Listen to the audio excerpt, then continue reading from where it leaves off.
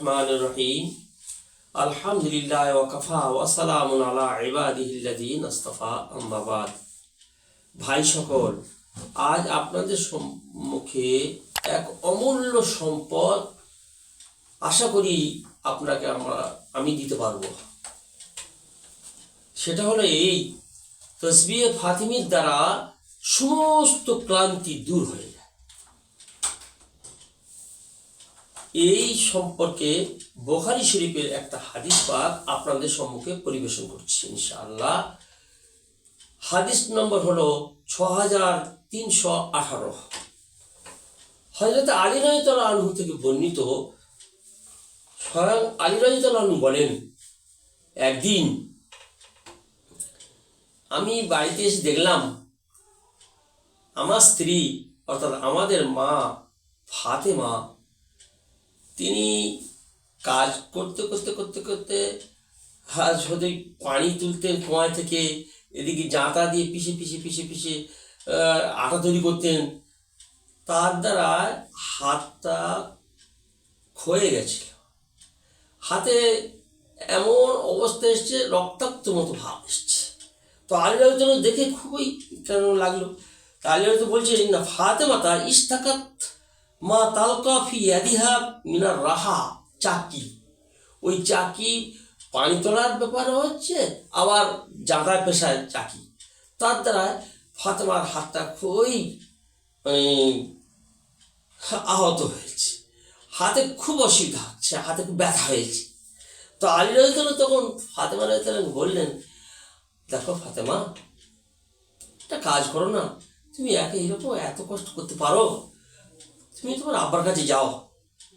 আব্বার কাছে যে একটা খাদেম অর্থাৎ গোলামের নানা ধরনের সব কয়েদি হয়ে চলে আসে, গোলাম বা খাদেমের তুমি একটা আবেদন করো।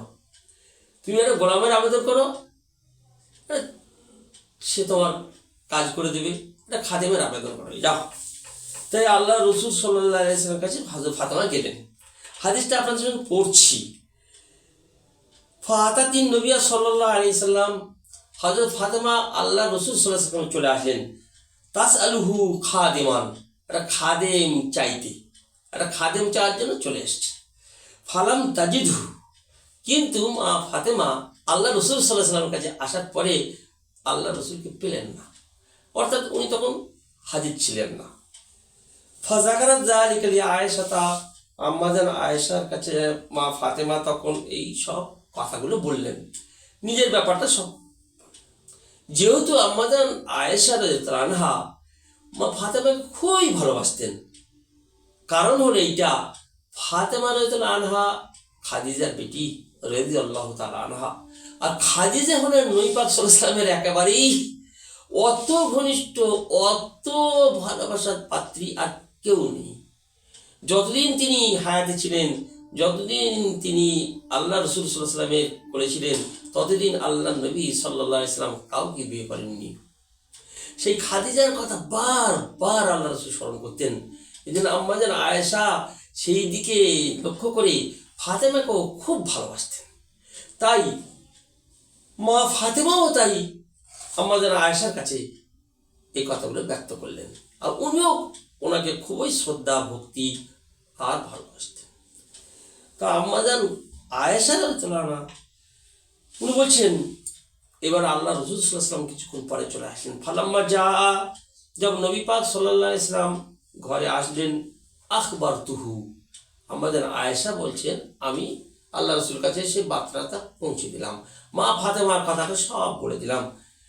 কলা, এবার আলী রাদিয়াল্লাহু আনহু বলছেন, ফাজাআনা ওয়া কাদ আখাযনা মাযাজি'না, তখন আল্লাহ রাসূল সাল্লাল্লাহু আলাইহি ওয়াসাল্লাম সঙ্গে সঙ্গে আর ঘরে বসলেন না, উনি আলী রাদিয়াল্লাহু আনহুর ঘরে অর্থাৎ মা ফাতেমার ঘরে চলে আসলেন। এমন অবস্থায় এসছেন, তখন আমরা শুয়ে পড়েছিলাম রাত্রেবেলা, একটাই চৌখাটে, একটাই খাটে বা একটাই তক্তায় আমি আর ফাতেমা শুয়ে আছি। স্বামী স্ত্রী কেমনভাবে শোয়া হয় আমরা সবাই জানি, পাশাপাশি শুয়ে আছেন। নবী পাক সাল্লাল্লাহু আলাইহি ওয়াসাল্লাম যখন গিয়েছেন, দরজায় আওয়াজ দিয়ে পৌঁছালেন, তখন ওনারা শুয়ে এবার উঠবার জন্য উদ্যত, আল্লাহ রসুল সাল্লাল্লাহু আলাইহি ওয়াসাল্লাম বললেন, না, উঠবে না, যেমন শুয়ে আছো তেমন শুয়ে থাকো। হাদিসের শব্দ হলো এইটাই, মোদাজিয়ান আমরা শুয়েছিলাম, ফাযাহাবতু আকুম, তখন আলী রাদিয়াল্লাহু বলছেন আমি এবার উঠবার চেষ্টা করছি, উঠবো। আল্লাহ রসুল সাল্লাল্লাহু আলাইহি ওয়াসাল্লাম বললেন, ফাকালা মাকানাক, নিজের জায়গায় অবস্থায় থাকো, শুয়ে থাকো বাবা, শুয়ে থাকো। ফাজালাসা বাইনানা, আল্লাহর নবী সাল্লাল্লাহু আলাইহি সাল্লাম আমাদের দুজনের মাঝখানে বসে পড়লেন। এবার স্বামী স্ত্রীকে একটু ফাঁক করে দিয়ে ওনারা একটু সরে পড়লেন, আর আল্লাহ রসুল মাঝখানে বসছেন। কেমন ভাবে বসেছেন, হাত্তা ওয়াজাজতু বারদা কাদামাইহি আলা সদরি, এমনকি আল্লাহ রসুল চারজন হয়ে বসছেন, এদিকে পায়ের পাতা আছে, এদিকে পায়ের পাতা আছে, এদিকে ফাতেমা, এদিকে আলী। তা আল্লাহ রসুলের পায়ের পাতাটা আলী রাদিয়াল্লাহু বলছেন আমার বুকে লাগছে, বুকে টাচ করেছে। স্বামী স্ত্রী পাশাপাশি শুয়ে আছে, আল্লাহ রসুল সাল্লাল্লাহু আলাইহি ওয়াসাল্লাম মাঝখানে শুয়ে বসছেন, মাঝখানে বসার পরে পায়ের পাতাটা আলী রাদিয়াল্লাহু গায়ে লেগে আছে। ইয়া আল্লাহ, ফাকালা, আল্লাহ রসুল সাল্লাল্লাহু আলাইহি ওয়াসাল্লাম তখন বললেন, আলা আদুল্লুকুমা আলা মা হুয়া খায়র, ও আলী, ও আমার ফাতেমা, তোমাদেরকে আমি বলবো না যে জন্য গিয়েছিলে তার থেকে আর উত্তম বস্তু, উত্তম দান, উত্তম জিনিস, তুমি যে খাদেম চেয়েছিলে তার থেকে উত্তম বস্তু আমি কি বলবো, কি আমি কি তার থেকে উত্তম বস্তু তোমাদেরকে দেব? তবে শোনো, ওই যে খাদেম চেয়েছো, তোমার কাজ করবে, তার থেকে অনেক উত্তম হবে একটা আমাল, যে আমালটাকে বলা হয় তসবিহে ফাতিমি।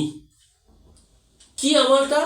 আল্লাহ রসুল যখন বললেন তোমরা যখন শুতে যাবে রাত্রেবেলা, তখন একটা কাজ করবে, ফাকাব্বিরা সালাসান ওয়া সালাসিন ওয়াসাব্বিহা সালাসান ওয়া সালাসিন ওয়াহমিদা সালাসান ওয়া সালাসিন, 33 বার সুবহানাল্লাহ, 33 বার আলহামদুলিল্লাহ, আর 33 বার আল্লাহু আকবার।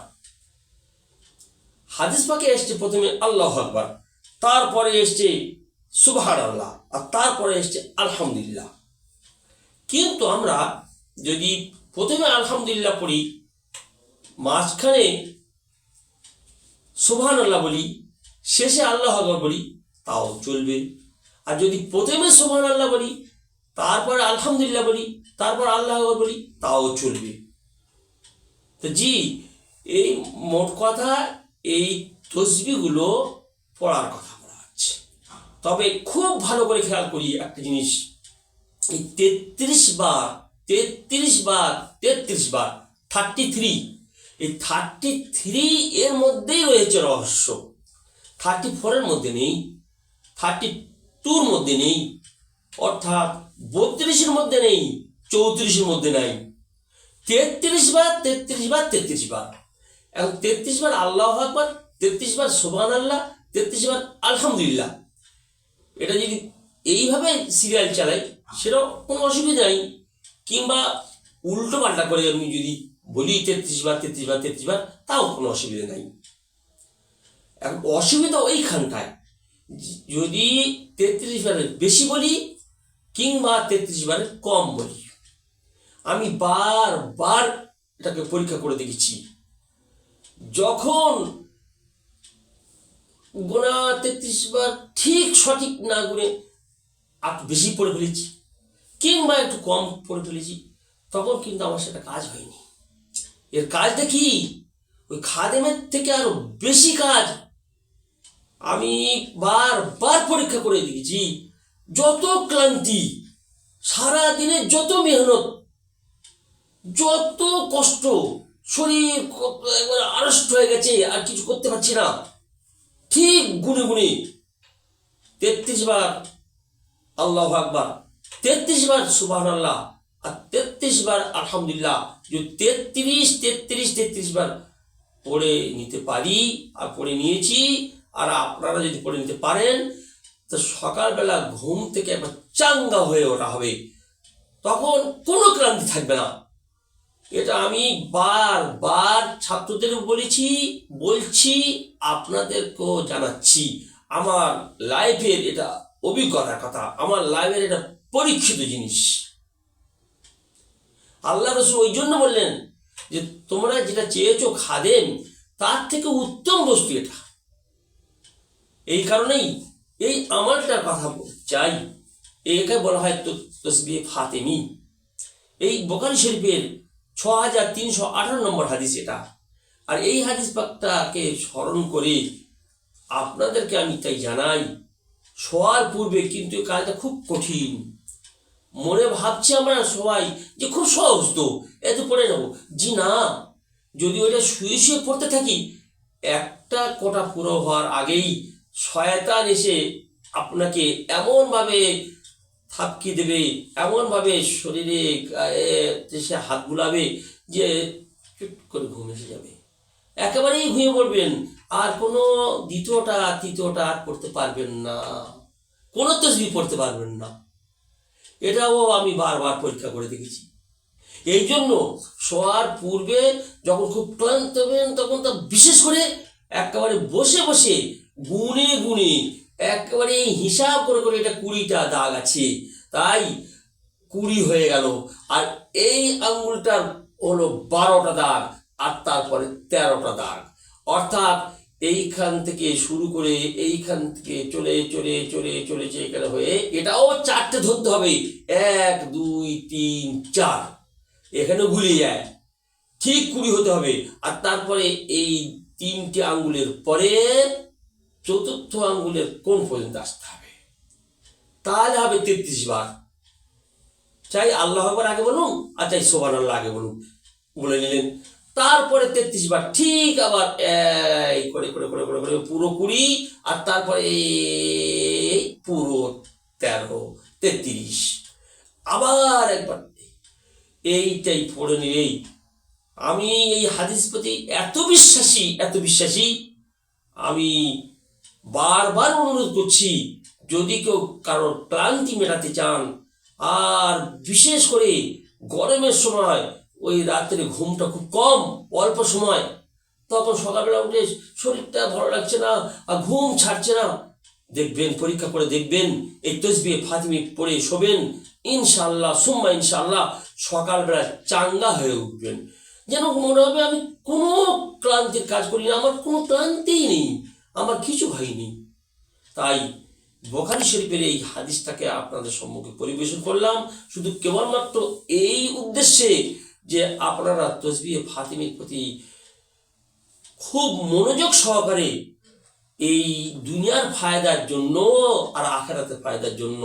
আখিরাতের ফায়দা আছেই, আর দুনিয়ার ফায়দা, বাস্তব ফায়দা, যে আমার সারা দিনের পরিশ্রম, সারা দিনের ক্লান্তি সমস্ত আল্লাহ তাআলা দূর করে দেবেন, কোনো সন্দেহ নেই এতে।